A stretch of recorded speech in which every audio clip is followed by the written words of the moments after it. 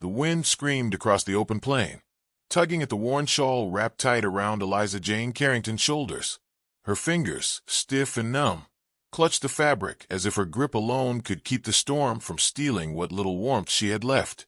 Snow fell sideways, lashing her face, blinding her path, but she pressed forward, one slow, stumbling step at a time. There was no trail now, only the white and the wind. She didn't cry. She had cried earlier, when the wagon stopped, when Amos Carrington's voice turned cold, when he told her to get down and take her chances. There had been no anger in him, no regret, just a final glance, then the crunch of wheels turning, rolling away through the snow. Eliza had begged, not for herself, only for the child growing heavy in her belly. 8 months along and ready to burst, she had dropped to her knees in the snow and pleaded. Amos never turned back. He simply muttered something about how the ranch couldn't feed another mouth, and how his brother had died foolishly, leaving a burden behind. Then he vanished into the storm, taking the horses and the last ember of mercy with him. Her boots were soaked, the hem of her dress stiff with frost. Somewhere beneath the storm's howl, a coyote barked, distant and cruel. Every sound made her heart race, but there was nowhere to run. Her legs, weak with exhaustion and hunger, buckled. She fell, catching herself in the drift. The cold seeped in deeper then, and for a moment she thought of lying still. Just for a while, just to rest. But the child shifted inside her, a small, firm push against her ribs, like a tiny voice reminding her to fight. She forced herself upright and trudged forward. Once there had been a life, a small ranch house with red shutters, a husband named Will who loved her like no one ever had. He'd call her his June Rose, even in the dead of winter. But what was gone now? Kicked in the chest by a wild mare and buried 2 days later beneath a patch of bare earth. And as soon as the dirt was packed, his brother Amos came to the door with papers and claims and rules that didn't exist when Will was alive. It wasn't grief Amos had in his eyes. It was calculation. He'd let her stay through the first frost, claiming decency, though the help avoided her, and the food grew sparse. Then came the news. She was being escorted to town. He said there was a church that might take her in. But halfway through the pass, he'd stopped the wagon and told her to get out. She'd walked ever since. Now, with night closing in, the storm thickened. Her breaths came shallow and sharp. She thought she saw light once, just a flicker, but when she reached the rise, there was nothing but rocks and snow. Her knees hit the ground. She tried to stand but slipped. She didn't get up this time. The world faded to white and silence. She thought of Will again, of the first time they danced in the barn loft, spinning slow to a fiddle tune on a summer night. He'd said he wanted a house full of children. She'd laughed and told him one would do just fine. Her eyes filled, not with tears. They were long frozen, but with memory. Then came the crunch of hooves. Slow, deliberate, near. Eliza barely raised her head. A figure loomed through the storm, tall, dark, cloaked in a worn duster. Snow crusted his hat brim, and steam rose from the horse beneath him. He dismounted, moving toward her with no urgency, like a man used to storms and sorrow. She tried to speak, but her lips were cracked and blue. The man knelt beside her, examined her face without touching it. His eyes, shadowed beneath the brim, were cold but alive. "You alone out here?" he asked. She nodded faintly, unsure if he saw. "You're with child." Another nod. "Damn fool world," he muttered, then slipped his arms beneath her, lifting her as if she weighed nothing. She gasped, but it was more from shock than pain. He turned toward his horse. Eliza tried to see his face, but the wind cut between them. Still, she caught the deep scar on his jaw, the rough stubble, the faint scent of gunpowder and leather. "Why?" she whispered, though she didn't know if the word reached him. He didn't answer, just mounted up with her in his arms and turned toward the hills. The storm swallowed their trail behind them. Eliza awoke to the crackling of firewood and the sharp scent of pine smoke. Warmth wrapped around her like a second skin, unfamiliar and thick, pressing the cold from her bones. Her eyes opened slowly, adjusting to the dim amber light. A rough-hewn ceiling hovered above her, darkened by smoke and time. She lay on a cot covered in wool blankets, and nearby, A fire glowed in a stone hearth. For a long moment, she couldn't remember where she was. Then the storm came back to her, and the man, his voice, his eyes. She sat up too quickly. Pain shot through her back, and the child in her belly shifted restlessly. She steadied herself, hand on her side. The cabin was small, no more than a single room, but it was dry, sturdy, and far from empty. Rifles leaned in one corner beside a saddlebag and a length of coiled rope. A kettle hung above the fire. The walls were lined with shelves, some stacked with jars and others cluttered with tools. There was no sign of the man. She swung her legs over the side of the cot. Her boots had been removed, her feet wrapped in dry socks. A folded blanket lay beside her, and next to it, a tin cup still warm to the touch. She hesitated, then took a sip. Broth, salty and strong, like something meant to keep someone alive. The door creaked. He stepped inside like a shadow slipping through the world, silent, sure-footed, and dusted with frost. His duster hung from his shoulders like a shroud, his face lined with wear and windburn. He carried a sack slung over one shoulder and a bundle of firewood under the other. They stared at each other for a long moment. "Good," he said simply, dropping the wood near the hearth. "You're awake." Eliza's voice came out softer than she expected. "You didn't leave me to die. I've done enough of that for one life." He moved with purpose, emptying the sack onto a small table, dried meat, potatoes, a jar of honey. Then he crouched beside the fire and added logs with care, as though each one carried weight beyond its warmth. "What's your name?" she asked. "Cole Granger." The name stirred something in her, maybe a rumor from the post office, a face on a wanted poster, half torn by wind. But she said nothing. She didn't have the strength for fear. He rose and looked at her, really looked this time. "You walked through the worst storm I've seen in 5 years. Pregnant. Alone. That don't happen without a reason." "My husband died last month," she said. "His brother, Amos. He wanted the land. Said I was a burden. Said the baby wasn't his concern." Colt's jaw tensed. He didn't offer sympathy. That was a gift rough men like him didn't carry. "You got a name." "Eliza Jane Carrington." "Carrington." He said it like the name tasted foul. "You know them." "Ran into your brother-in-law once. He was buying bullets and whiskey like a man planning a funeral." She looked down at her hands, trembling slightly. "I thought I was going to die out there." "You almost did." Colt moved to the small pot hanging above the fire and stirred it slowly. He ladled some stew into a tin bowl, added a chunk of bread from a side shelf, and set it on the table near her cot. "Eat. You need it more than I do." Eliza picked up the bowl with both hands, the heat stinging her fingertips. The broth went down like fire, and tears welled in her eyes. Not from pain, from the simple, stunning fact that she was still alive. Colt leaned against the far wall, arms crossed. "This cabin's mine. Built it 6 years back after I left certain company." She glanced at the rifles, at the steady way he stood. "You were an outlaw." He didn't flinch. "Still am, far as the law's concerned. Rode with the Redstone gang once. Long time ago." Her breath caught. "They burned a whole town to the ground." "They did," he said, voice low. "I left before the fire started, but I still smell the smoke when I close my eyes." Silence filled the space between them. Outside, wind whispered through the pines. In here, the air felt heavy with stories unspoken. "I'm not here to harm you," he said at last. "I've taken lives, yes. Some I wish I hadn't. Some needed killing. But I saw you lying there in the snow, and I figured the world's got enough ghosts already." Eliza finished the last of the stew and set the bowl aside. She met his eyes. "I don't have anywhere to go." He nodded. "I figured. What will you do?" "For now, keep you alive. After that, we'll see." A pause. Then she asked a question that had burned in her chest since the storm. "Why did you help me?" He didn't answer right away. When he did, his voice was quiet. "I got no family. No home except this. Thought maybe I was done caring about folks. But something in me wouldn't let you die in that snow. Maybe that's enough reason." She studied him.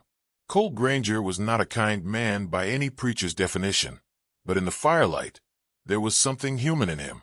Something wounded, but still reaching. She shifted on the cot, wincing as the child kicked. Colt stepped closer, uncertain. You in pain? No. She's just reminding me she's there.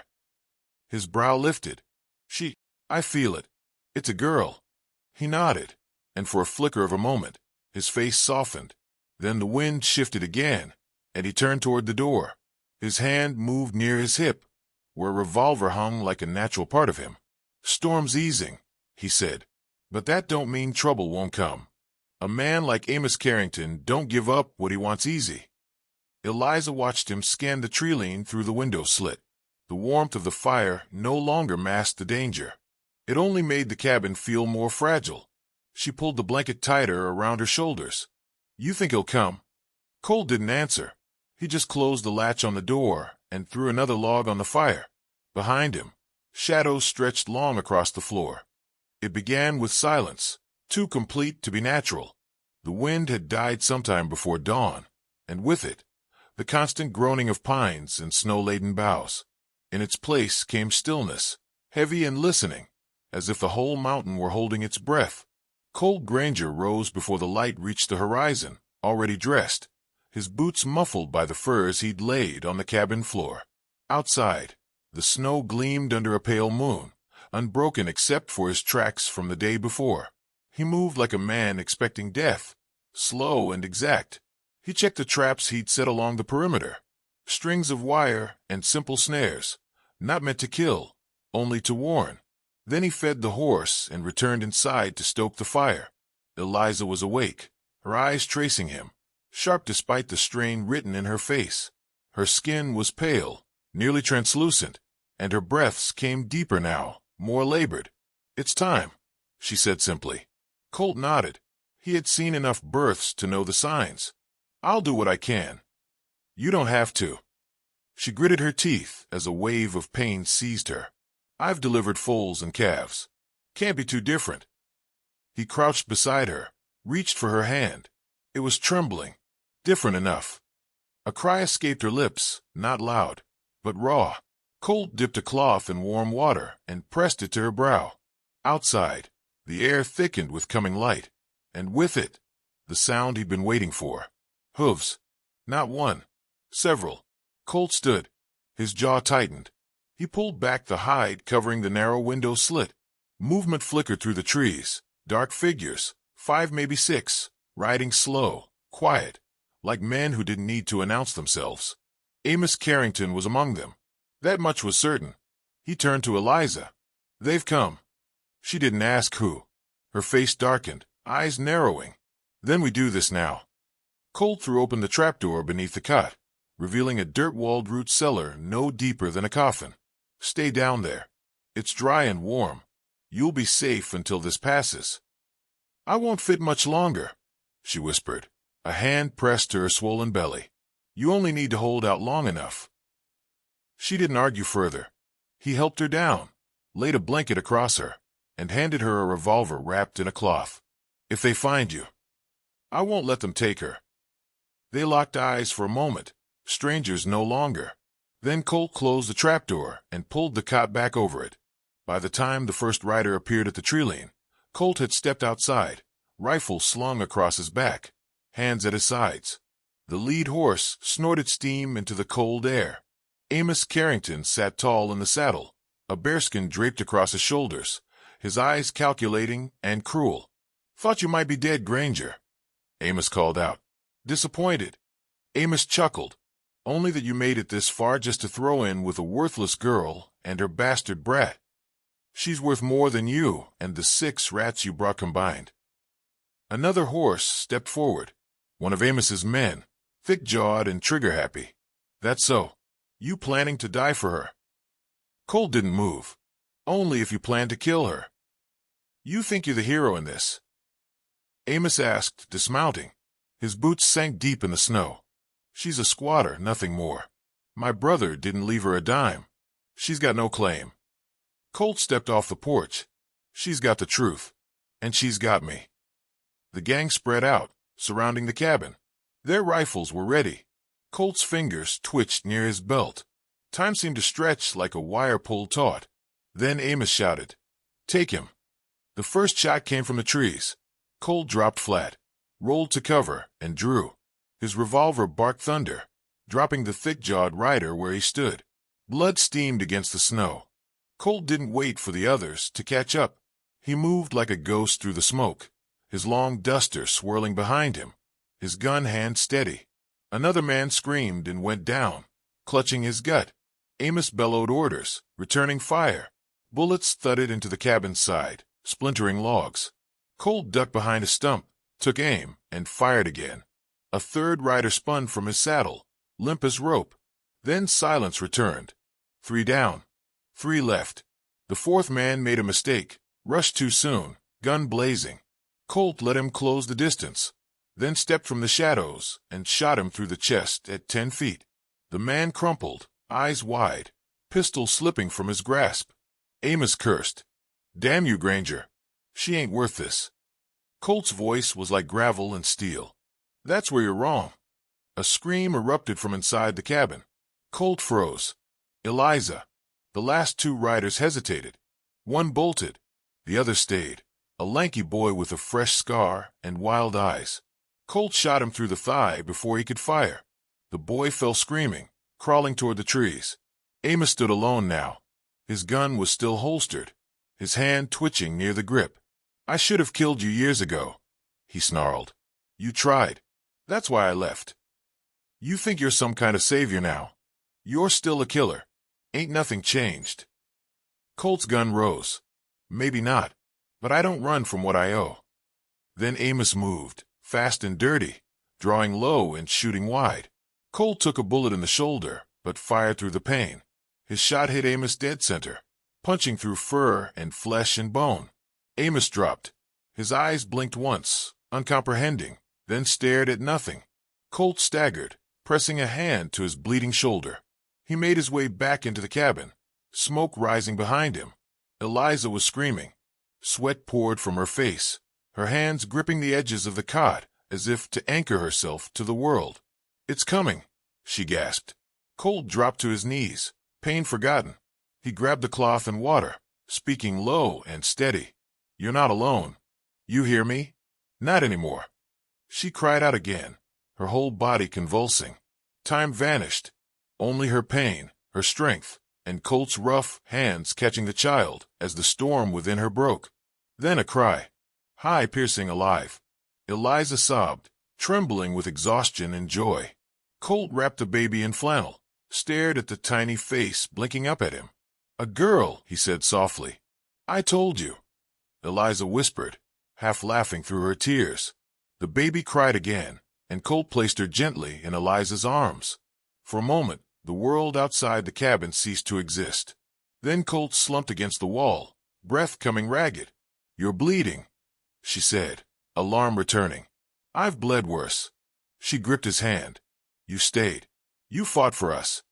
He looked at her, then at the child nestled in her arms. Wasn't about fighting. Was about finally doing something worth dying for. Eliza shook her head, voice steady now. "You're not dying." Colt smiled barely. "Guess that's up to the world." But outside, the wind was shifting. No longer cruel. No longer hiding shadows. Morning was breaking. And with it, the promise that blood and the snow would not be the end of their story. They say the snow never melted right in that canyon. Not where the blood had spilled. Come spring, when the rivers roared and the pines shook off their white coats, folks still found red patches in the hollows where the fight happened. Some called it superstition. Others called it memory. A month passed before Eliza could stand on her own again. The birth had torn more than flesh. It had split her soul wide open. But she did not shatter. With her baby swaddled to her chest and Colt's coat around her shoulders, she walked out onto the porch of the cabin one morning and faced the pines like an equal. Winter had receded. The mountain was quiet, and she was still standing. Colt recovered slower. The wound in his shoulder turned black before it turned pink, and for days he drifted between fever and silence. Eliza kept him alive with broth, whiskey, and words she hadn't spoken aloud since her husband died. "You've got fight in you," she whispered once, wiping sweat from his brow. That's more than most men I've met. When he finally sat up on his own, he looked thinner, worn down to bone and grit, but his eyes were clear again, and when he held the baby, her tiny fists gripping his shirt like she belonged there, he didn't flinch. "I was a drifter," he told Eliza one evening as the fire cracked low. "Ran from the war, ran from the Carringtons, ran from every town that asked who I was. Figured I'd die somewhere nameless, and that'd be the end of it." "But you didn't," she said. "No," he admitted. "Didn't." In town, word had traveled fast. The Carrington gang was finished, for dead in the snow. 2 gone missing, and Amos laid to rest in a shallow grave under a crooked pine. Sheriff Dunn rode out once, just to confirm what the whisper said. When he saw the wreckage, he said nothing. He met Colt's eyes, tipped his hat, and left. No charges. No questions. Some names, he reckoned, had paid their debts in blood. But that wasn't the end. One morning, a rider came up the trail.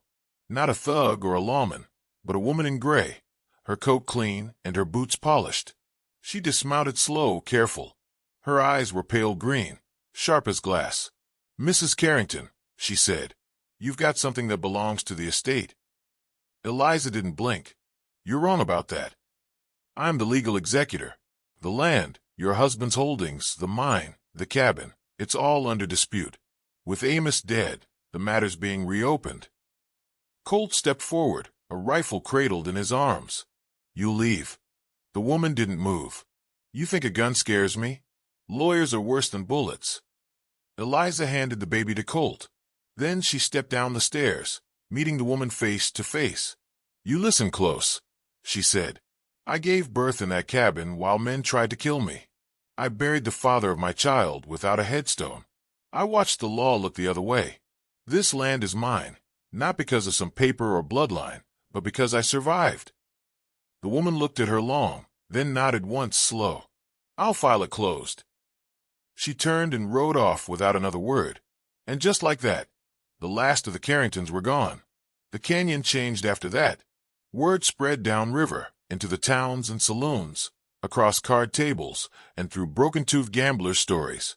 Folks came looking for the place where it all happened. The woman left to die. The outlaw who stayed. The storm that couldn't bury them. Some found it. Most didn't. But the legend stuck. They said Colt Granger had been a killer once, but something in the snow had broken the chain that bound him.